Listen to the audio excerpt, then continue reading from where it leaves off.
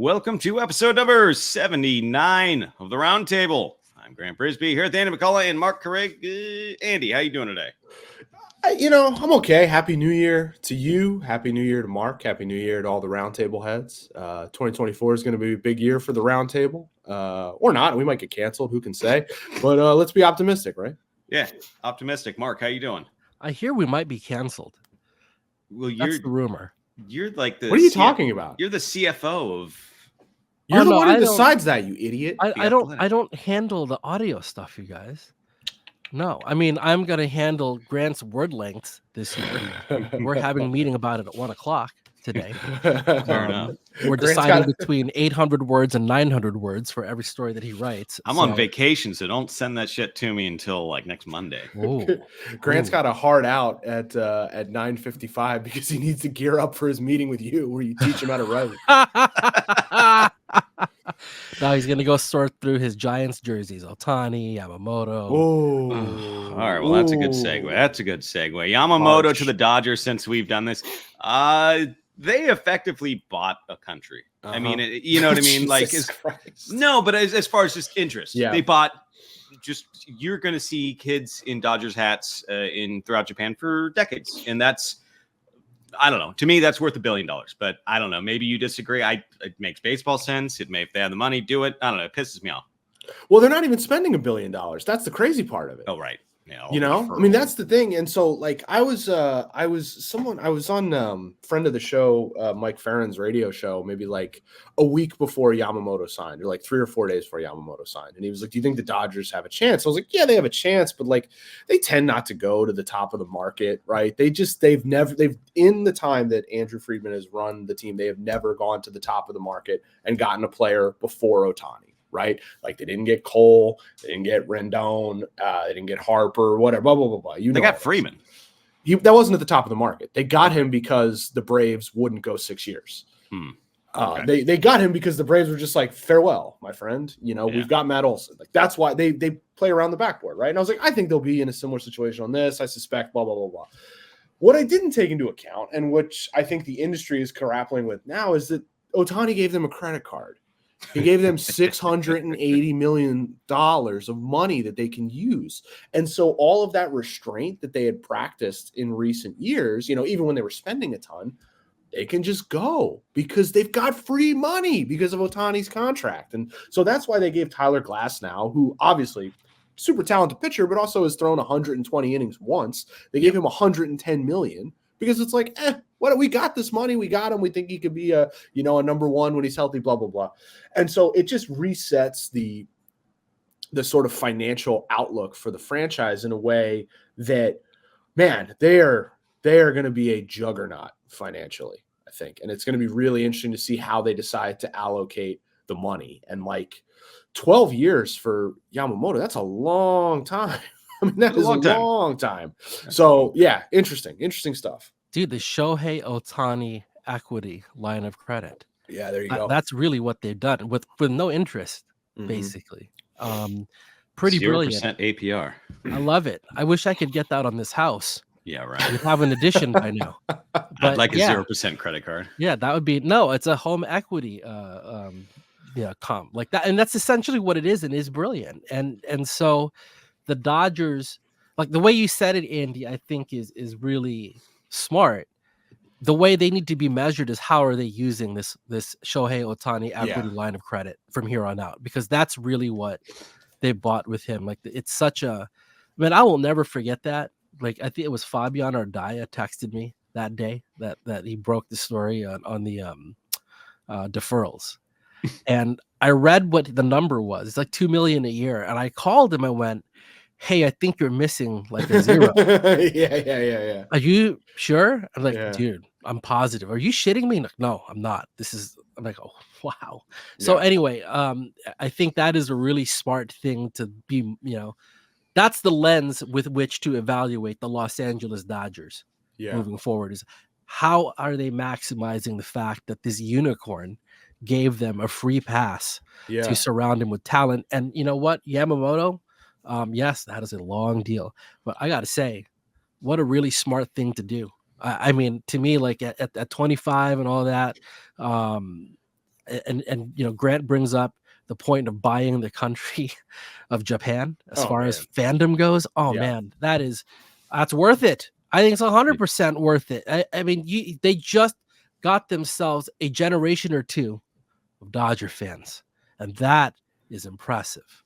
Yeah, it's wild. It is a baseball mad country, and they basically just said, we are the Dodgers, and every other, if you're going to be, you're going to be a Mariners fan now. I mean, the Mariners had their run. What are you going to be? You're going to be a Reds fan? You know what I mean? So you're going to put on that very recognizable blue and white hat. Makes me sick. Makes me a little. Yeah, Grant, how are you doing, man? I mean, I guess I'd rather have Tom Murphy. Tom Murphy, man. Murphy. Why are we?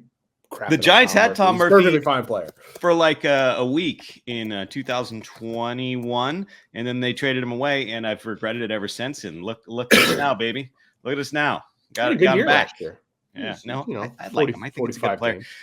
It's funny because Giants fans are just livid online. Not necessarily about Yamamoto. That's past. They've gotten that out of their system. They're on the 13th stage of grief or whatever. But just in terms of not doing anything, and you look around, nobody's doing anything. This is the weirdest offseason ever-ish since, I mean, there was that Harper Machado one where the fake austerity. I mean, there have been weirder off seasons, but I was expecting more movement than this by now. Yeah, this is not fake austerity. This is like inflation we're dealing with, because the price, I mean, if you talking to executives, they'll just tell you the same thing over and over. Prices, like the price. I don't like the prices on anything. Like, I don't like what these players are asking for. And like, hey man, that's the free market, baby. And we are the only pro labor baseball podcast. So we love it. We love to see, guys who had 5 ERAs get paid. Like, go get awesome. That bag. Yes, get a bag and put money in it. That's what that phrase means, right? Get a bag of money. Yeah, I don't know. I think 46-year-old doofus and get that bag though. Grant, you sold that hard, like you invented the phrase. That was impressive. I'm like, yeah, go get that bag. Yeah, I've always been saying, no, don't get that bag. Get that bag. Get it. Get the bag. Anyway. Get the bag. Yeah, you sound like a dad. You sound like yelling, "Get off the shed." It's my default. Yeah. So I think like what you're seeing is it's not so much that the teams are claiming austerity as they did like in 17 and 18. It's more they're just like, I saw that player pitch. I don't want to pay him $20 million next year, But guess what? That's the going rate, and so that's why like the Chris Sale trade happens, and I think that's like a direct result of the prices. I mean, like Frankie Montas got $16 million. Yeah, I mean, coming off like major shoulder surgery like that, that's not how it used to work. And hey, that's just kind of, there's a ton of money in the game, so you might as well go to the players. But I think if you're executives who are looking at it through what their models say what players are worth, maybe the models need to be adjusted, because clearly like past performance is netting something at a different rate in terms of what the pay is. Well, the models, right, are based so much on injury history, projecting whether guys will post or not. And I think if there's an adjustment to be made, it's more like, well, you're just going to have to take more risks on that end of it now, because if you don't, you end up basically getting nobody, right? Like I think that's sort of where this ends up falling. Yeah, the financial part, certainly the prices, but when it comes to pitchers in particular, I think it's a lot of it is the injury aspect and how teams are evaluating that. Because at the winter meetings, actually, I was talking to longtime agent, someone I've known for a bit, and we are just talking about the market, and he brought up Yamamoto, and he's like, the second that this guy comes off, I think you start to see a flurry. We haven't seen that right now. Part of that's a holiday break, okay, but I don't think that's all of it entirely. I think it's kind of to Andy's point, the prices are giving people pause. I think that's directly tied to sort of having to hold your nose with some of the injury history stuff with these guys. Like maybe that's sort of where it's at. But I do think though that I was shocked at how many folks on our top 40 are still unsigned. Honestly, that's really surprising. But it's not hard to see it, like one more domino falling or whatever, and it start to move quickly too. I can see that happening as well. Well, looking through, I mean, it's Cody Bellinger, Jordan Montgomery, Blake Snell, Matt Chapman. Do those guys have anything in common? I don't think. Is there Scotty. One unifying figure who ties them all. Yeah, man, we're in Boras season, baby. Like this is, this is Scott's time to shine. This is why he gets paid the big bucks, or whatever, gets the big bucks through commissions. Yeah, and so I think actually, like, it's not that there's been a flurry, but like a lot of good players, a lot of recognizable players have signed. It just happened in drips and drabs. So you're talking about like Eduardo Rodriguez, Michael Wacha, Jack Flaherty, like Craig Kimbrell's off the board. Like there's been a lot of pretty recognizable guys, but there wasn't, because Yamamoto and Ohtani kind of held up the market. There wasn't that flurry through the winter meetings. It's kind of been like here and there. But you look up, like Sonny Gray signed, Aaron Nola signed. It's time to start it's time to start finding someone to put on your dance card. You know what I mean? I agree. This would be the perfect segue into that segment we were talking about, but I just want to talk about Chris Sale, just for a little bit, because that's actual baseball news. I like the move from the Braves perspective, only because if you're trading for Chris Sale, you're trading for upside. And if you're trading for that upside, which probably maybe is the odds are against you, you should have some depth. And right now the Braves rotation, Strider, Fried, Charlie Morton, Chris Sale, and maybe Bryce Elder. You still have depth behind that. You've got AJ Smith. I've never said this name out loud. I'm just going to say Schwabe. AJ Smith Schwabe. Is it Shaver? It's got to be Shaver, right? Oh my God, I would thought you were talking about a completely different person. It's Schwabe. Yeah, Rustin's cousin Dylan Dodd. Oh yeah. You got you got Hurston Waldrop. He was in AAA. I know Hurston Waldrop. It's the Braves classically have that kind of depth, because their pitchers seem to fall apart. You've got maybe Ian Anderson coming back from Tommy John surgery at some point. I like that move for a team that is set up to have surprises, have contingency plans, stuff like that. They're not banking it all. It's not like it's the Cardinals, getting Chris Sale or something like that. It's the Braves. I don't know, Grant. Hit me with some reality. Well, I look at it this way. There was a lot of discussion about, after the Braves crashed out in the first round, if they needed to like shake it up, right? Mm-hmm. If they needed to, change the chemistry in the room, if they needed to, do this, if they didn't do anything drastic. And clearly they have decided that the answer to that is no, because they haven't done anything drastic. They haven't traded any of their, star, or not star, but just any of their core position players. They haven't altered that. The moves they've made have been like complicated but cosmetic, if that makes sense. Like, I don't think the addition of Jared Kelenic changes too much about the trajectory of the Braves, because I think the Braves are still good for the reason they were good last year. Sure. Sale, to me, he feels like less physically reliable Charlie Morton in some ways, in that you're just hoping he's right when October rolls around. But also, this is a guy who's made like 30 starts in the last 4 seasons. I mean, like, Chris Sale's like borderline Hall of Famer. We don't need to this is not like, denigrating the career of Chris Sale. Like, he's the best player to never win a Cy Young in this generation. He's awesome, all that stuff. But like, he hasn't been that guy in quite some time. He's shown flashes. The velo's been there. But like, you look at what he did last year, it's all, he was on the Boston Red Squints, and you had to squint to believe in it long term. I understand the decision to go after him, and considering, I think the Braves got some money picked up by the Red Sox. So given the prices, like I saw, it was like, maybe it was like $10.5 million, right, is what it's going to be for this year. Given the prices, right, $10.5 million for Chris Sale, yeah, that seems pretty reasonable. But I just don't know if it changes anything about their outlook, really. Because I still think they're like the best team, but I feel that way because of who they were, not because of anything they've done, if that makes sense. Yeah, well, but I mean, isn't that though, when you're talking about a team that's already good, you are trying to improve at the margins, and the margins in this case is just the pitching depth that Grant's talking about. This is sort of the only place where you're already fundamentally a really good team where you can get better, right? Is on the edges. So well, no, but like you can sign Blake Snell. All right. Well, here's the thing. Like, okay, so you guys, why are you rolling your eyes at me? I'm not rolling my. What do you got? Liberty Media stock? What are you rolling your eyes at me? I don't own stock or anything. That I believe. Yeah. You guys know Billy Madison?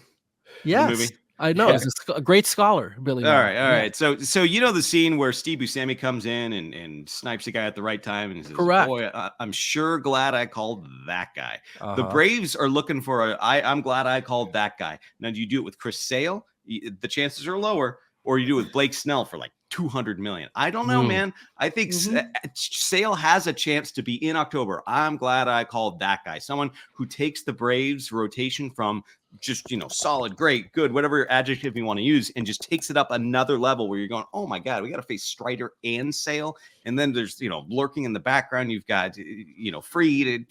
He gives them that potential to just take it up one extra level where, Snell could do that maybe. And I'm like racking my brain for who else. I mean, there just aren't that many. Yeah, I mean, someone like, again, and they're not. They've made pretty clear that it seems like at the very least they're not going to be in the Jordan Montgomery market. Their interest in Aaron Nola was trumped by what the Phillies were doing, and so yeah.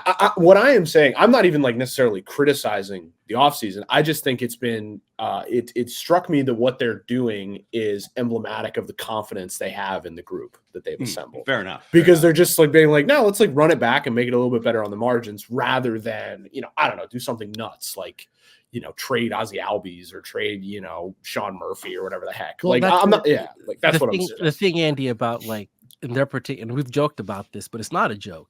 When you sign that many people to team-friendly deals, you're sort of already baking in the fact that it would take something cataclysmic for you to change gears to do what you're talking about. Yeah. Right. Think about the return that you'd have to, get back to justify dealing someone like Acuna.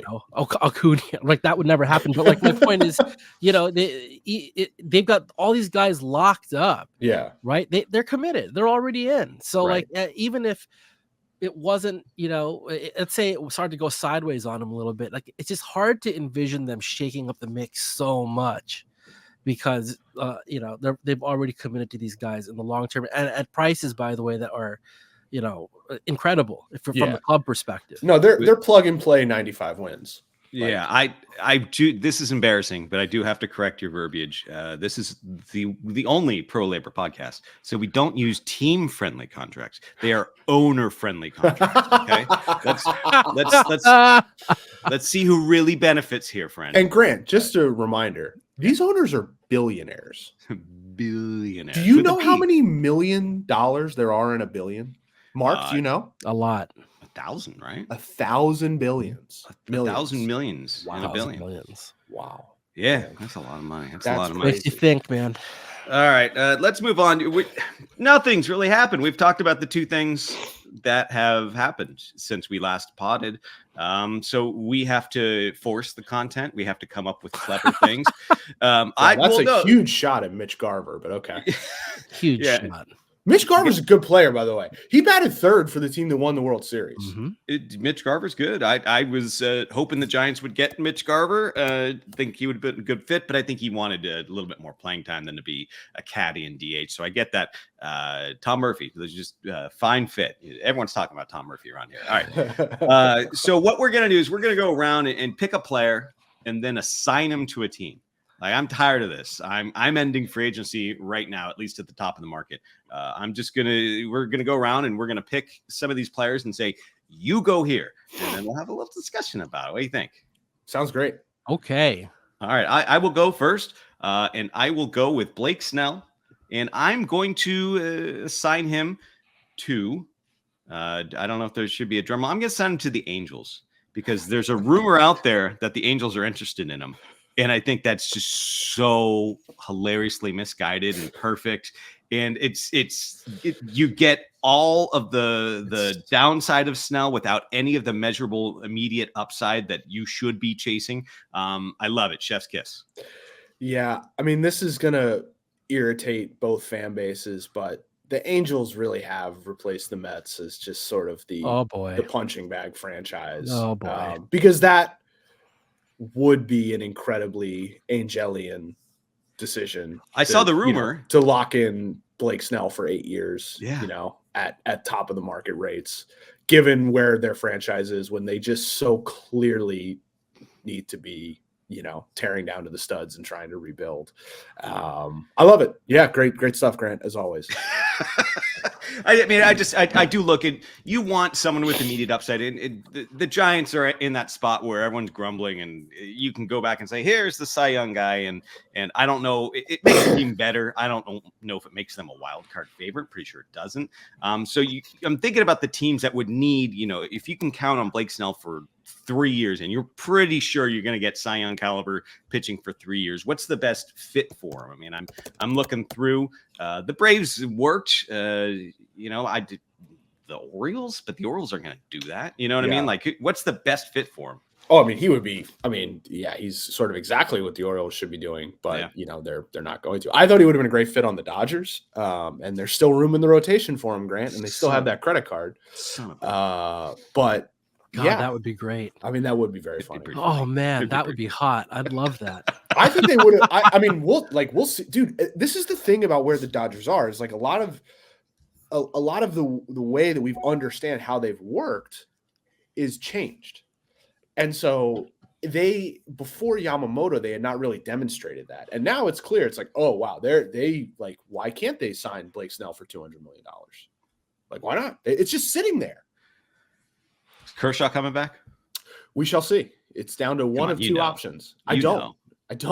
Text him right now. I just filed a manuscript today that doesn't have the answer in it, okay? It's tough. Dude, we're going down to the wire right now.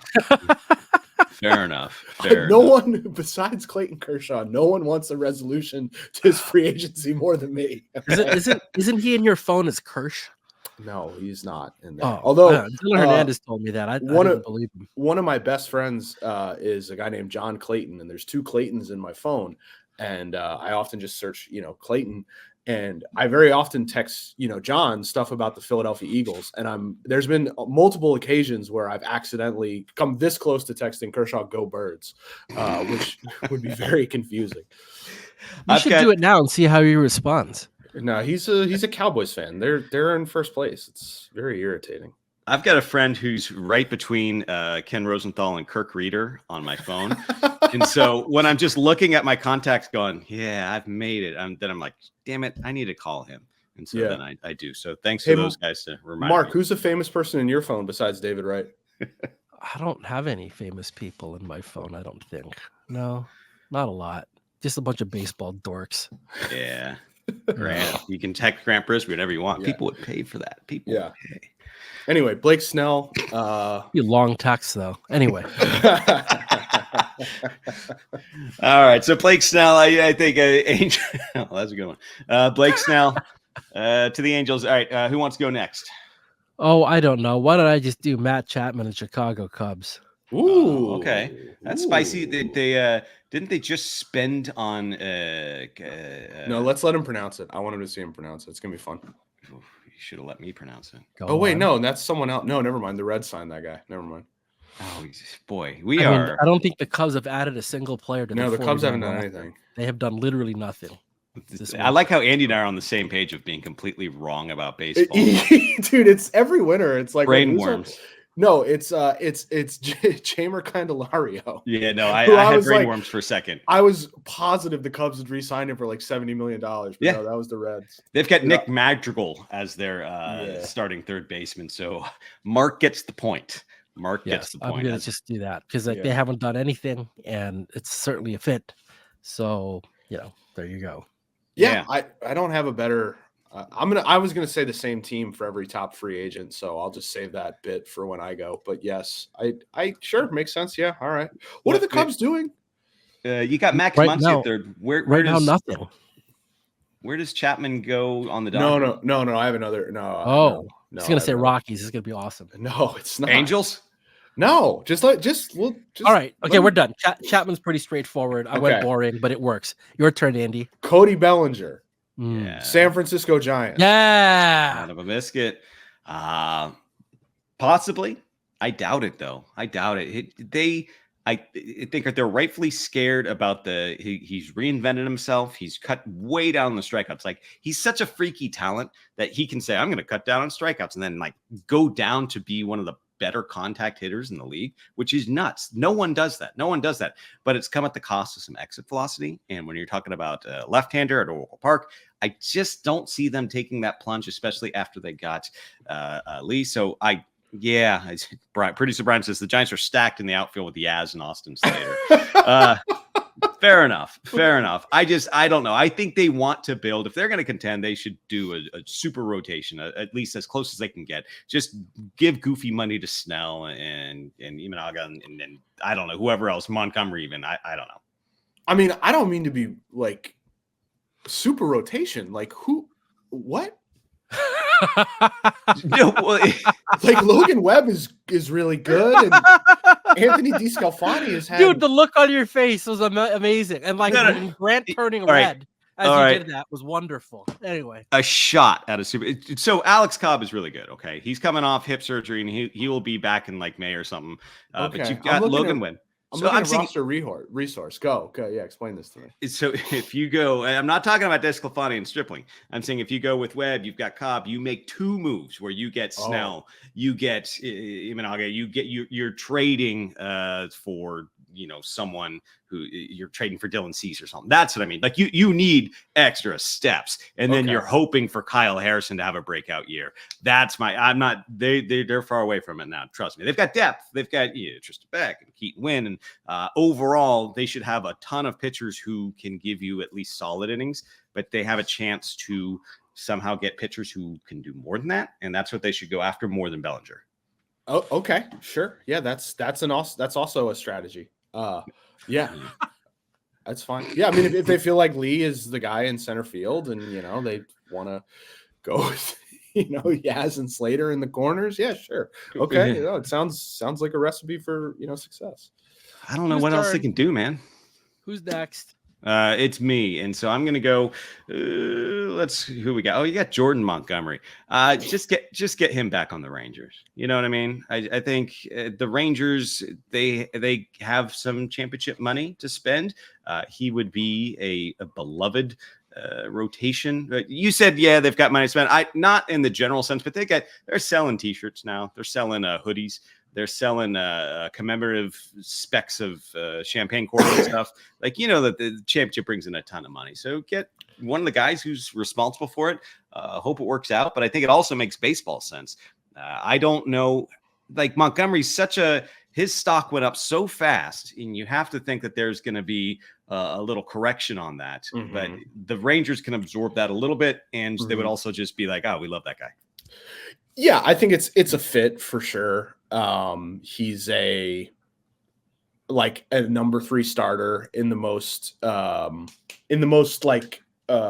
positive way to say that. A number 3 starter is awesome. Yeah. Every team should want a bunch of number 3 starters. And he's reliable. He's been healthy. He pitched well in the postseason, all those sorts of things. I think he pitched himself into a position where he's going to get paid like a different sort of pitcher than he is, which is probably somewhat affecting his market, I guess. But still really good, definite asset. They're in a weird spot because, their TV deal is affecting some of their spending.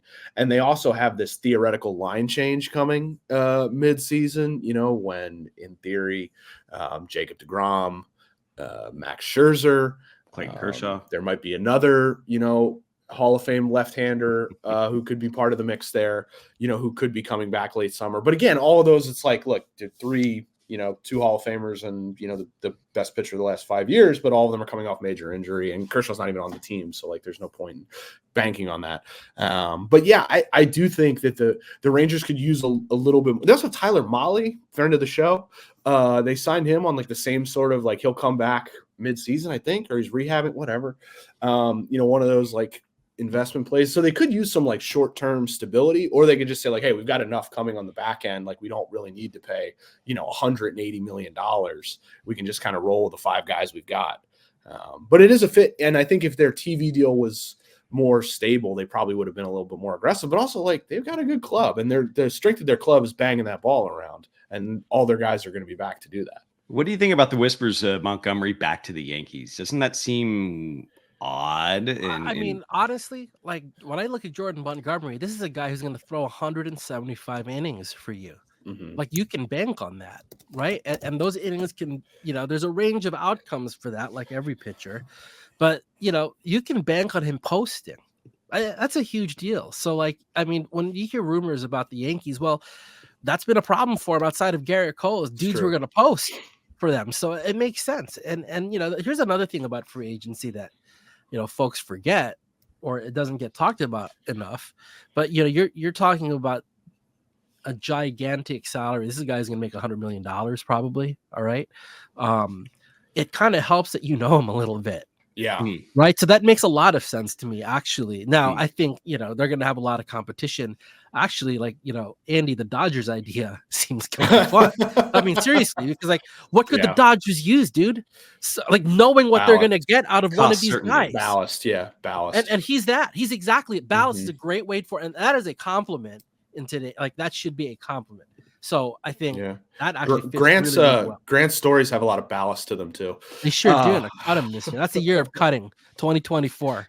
Yeah. Cut them stories in half. That's the thing about it. If you're getting mad, I'm messing with you, dude. I'm kidding. This is a bit. I'm starting to be insecure. If you put Jordan Montgomery on the Dodgers, all of a sudden it's like, hey, we don't really need, we don't have to worry about where we can slow play Walker Buehler, we can Glass now. Oh, well, he's Glass now. And I mean, they're gonna be doing a 6-man rotation regardless. So it's you might as well add a guy to the mix, but again, it's that's the thing with the Dodgers that we're going to find out is just how aggressive they can be with this crazy money they've got. Because there was always, there was well, we don't want to go too far over the CBT. You're oh, well, we don't want to sign this mid-tier free agent because, he's not worth it. And now it's well, we just got a pile of money just laying there. It's just going to sit there. We might as well use it. So I don't know. But I don't know. I'm still wrapping my head around the new Dodgers sort of financial paradigm, because I've had so many conversations with their people over the years about how they view the free agent market, and it's just so ingrained into me being that's not the sort of player that they go for. But now it's sort of well, maybe it is, because they have this free money. Free money. Free real estate. It's free real estate. Well, I mean, it's equity. Again, Shohei Ohtani equity. So works. I mean, you want to talk about someone you could just put on the Dodgers? What about Josh Hader? I mean, why not? Why not? Yeah. Why not? Grant's so upset. This I love that this is just going to be a whole thing about how the Dodgers should sign every remaining free agent. I just you said Josh Hader on the Dodgers, and it's that is a really good idea from a baseball perspective, and a really annoying one from someone. And again, I'm not a fan. I promise you. It's more. I just have to hear it from the people who are still fans. It would be really annoying for every win that the Dodgers get and the Giants don't is another person in the comments calling me a Pollyanna, or calling me a mouthpiece of the organization, or calling me a negative Nancy. I get both. I'm both too cynical and too rah-rah. So I don't want to hear it. See, and we make fun of you a lot on this show, Grant, for not having a fucking clue, but you really do. You really do write about the Giants in a very clear-eyed way, in a way that, when I read what you're writing, I'm that is really that. Yeah, that's what's going on. Yeah, no, thank you. I try to be. I don't try to be rah-rah, and I don't try to be cynical. And just sort of oh, okay, here's. But too many words, says producer Brian. Every word, every extra 10 words is a special little joke that's meant for you, the person listening to this. That's a joke for you. That's you showing special off little joke. That's you showing off your fake Simpsons fandom. But you're what you're describing is an suboptimal situation. And there's really not a way to write about the San Francisco Giants heading into 2024 in a way that can make their fans feel good, because it's not a great spot. No, they just kind of, all their best prospects, or not all, but at least a couple of really good prospects have to bust out. And to just sort of carry the fan interest. Luciano with an 850 OPS would do wonders. I saw when Pablo Sandoval came up in 2008 and just had a marvelous end to his rookie season. And then in 2009, he's the only one who could hit the damn ball. Someone like that. They didn't do squat in 2009, but they got to point to Lincecum and they got to point to Sandoval and say, "Hooray for Giants baseball." Yeah, and it's kind of unclear if that's going to happen this year, Right. You're dealing with, frankly, like a 7 or 8 year malaise, among the fans as the team has gotten, further and further away from that championship sort of period, and you're dealing with, the dragon down south, and who like just keeps getting better and is being rewarded for the organization that they've built, that Shohei Ohtani decided to grace them with his presence and gift them this deferral money, right? Yeah. That's there's been a lot of talks like, oh, this is unfair, and like the big blah, blah, blah, blah. It's like he could have done that for any team. Mm-hmm. He chose the Dodgers because they win 100 games every year. That's right. Yep. The player and a lot of that is money. Yeah. A lot of that is money. But they've also made a lot of good decisions to get to the point where they've got this perpetual motion machine, and that's why he, decided to join up. When you said Dragon Down South, I thought you were referring to the two generational talents in the Bay Area with Steph Curry and Brock Purdy, both south of Oracle Park. Hey, when was the last time the Giants fan base was this angry, Grant? Last week. No, like, I mean, obviously, right, tomorrow. Right. But like this period of time where they've just racked up silver medals. The team's gotten stale. I think that's the best word to use. Like there's hell, even, Bags has written about the stadium experience becoming stale, right? So that it's sort of permeating the organization. I'm curious, when was the last time that like that group was this pissed off? Because my brother's loving it. He thinks it's hilarious. Like he can't get enough. He's sending me every anti-Giants meme he can find and just rejoicing and just wallowing and just rolling around in this like pain. Because like I think in his mind, like since the A's are leaving and he's all pissed off, then the Giants fans can be pissed off too. But like, when was the last time they were this collectively angry? I can give you an exact date, to be honest. Okay. I can give you, it takes a little bit of a preamble. Buster Posey's called something new and different. Grant's going to take a while to get to the point. Yeah. Lots of words coming your way. Lots of words. Buster Posey, baby. Let's go. Buster Posey called up September 4th, 2009. His first at bat in the majors, September 11th.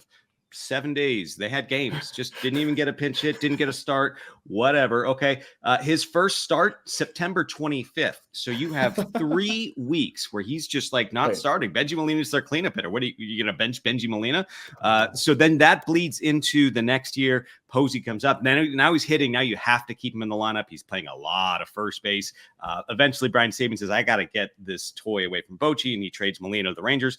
On July 4th, 2010, Bruce Bochy pinch runs Eli Whiteside for Buster Posey in the extra innings at Coors Field to get a little extra speed. I'm not sure, but that's the day I was just sure the Giants were never going to win a World Series ever. Bochy needed to be fired, and a lot of the fans were just mad. It was a bad extra innings loss, and they were mad at Bochy, and that was the end of Bochy's run with the Giants. That was the last. They fired him after the game. Yeah, he was gone. That preamble was worth it. Yeah, no, it does. I mean, this is a commentary somewhat on how the commentariat has changed, but also how Bruce Bochy has changed, right? Because he doesn't do those things anymore. But like, this is the person you just described. I think a lot of fans would say that's the best manager in baseball.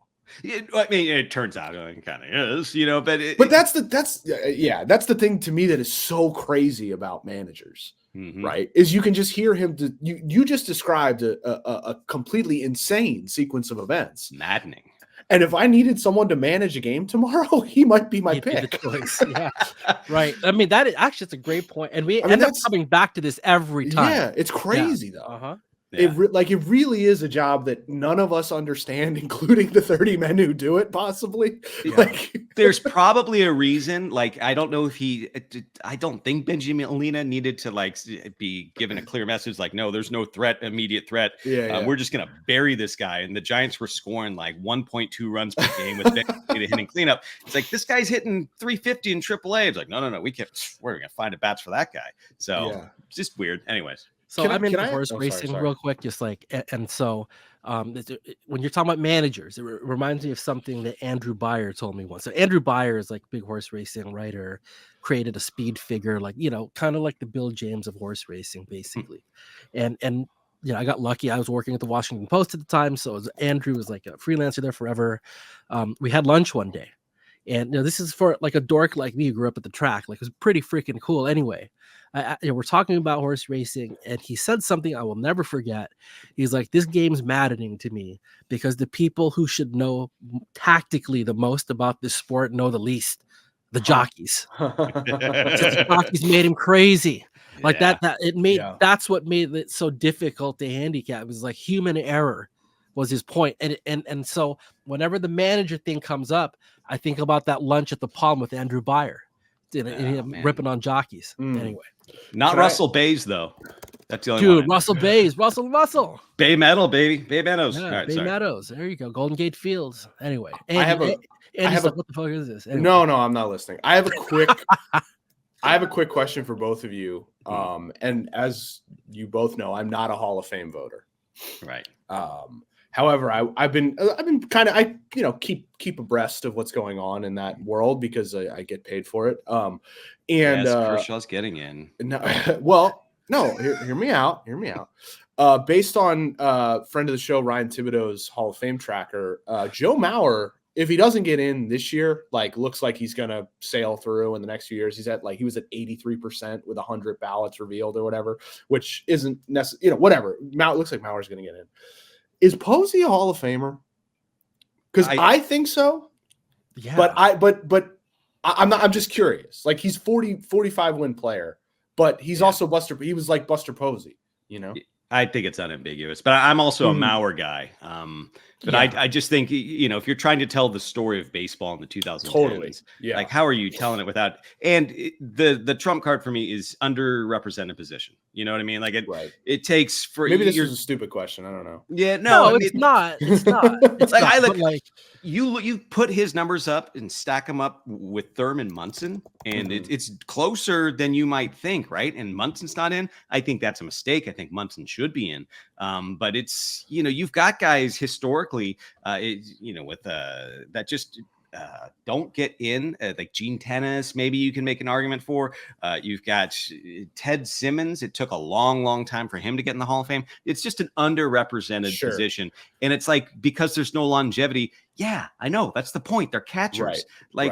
You're waiting for a unicorn who doesn't get ground into dust like Carlton Fisk. That's your parameter. Right. It's stupid.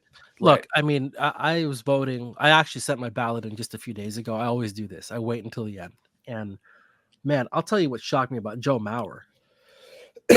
He was good for a long ass time, more than like what I thought in my mind. Me too. Yeah. I noticed that looking at baseball. Because like what I think this is classic recency bias. Because the entire conversation around Joe Mauer at the end was that he's beat up, he can't catch anymore. He's playing first base, and at first base he really isn't much of a presence as far as like what you would expect offensively from that position. He was never like a net negative for them or whatever. Right, he was about league average. Right about a little bit above league average. So but like when he was catching though. It was like, holy shit, was he good? And he was good for longer than I think a lot of baseball people. It would be easy to forget, I guess, how long of a window of dominance this guy had, where he was like legitimately a top 5 player in the sport. And I think Buster cast the same sort of like impact. Exactly the same for a lot longer period than probably people will remember. I'm a big person with hardware. Like, you win the awards and like get recognition, sign of dominance. I think that'll help. So anyway, Mauer, was winning batting titles and gold gloves as a catcher. And then you look at like OPS plus as a catcher. Oh my goodness. Like, this guy was lethal. So anyway, it was that was an easier decision for me than I thought going into it. 9 seasons from 2005 to 2013, he hit .323 with a .406 on base percentage, .466 slugging, 135 OPS plus. As a catcher, playing really good defense. Like no one, he's a Gold Glover. 3 Gold Gloves in that span? Yeah, no brainer for me as well. So no brainer. Like, and I didn't expect that actually, because like look at all the black on there. Look at all the bold type in that. I mean, that's again, it's hard to get hits, and this dude was racking them up. Was always in the middle of the lineup. That era of Twins baseball was pretty darn good, right? Like, I know that it gets screwed over because it kept running into the Yankees or whatever, but I mean, That was a pretty prosperous time for the organization as a Yeah. whole, and this guy was right in the middle of it. Hometown kid, only played there, and for the majority of his career, was legitimately one of the top 5 to 7 players in the sport. Yep. Yeah, I'm in. Real quick, You got to be real quick. Mark, did you vote for Chase Utley? No, we can get into that next week. That was a difficult one. Ooh. That was a hard one. Chase Utley, Hall of Famer. All right. Chase- I have a heart out, gentlemen. I got to Okay. take my daughter to soccer practice. So this has been episode 79. Less banter at the end. Sorry about that. If you're here for the banter, we'll banter next time, which is January 16th is our next show. So we will see you then. Maybe Blake Snell's side, maybe he won't. Who knows? See you then. See you then.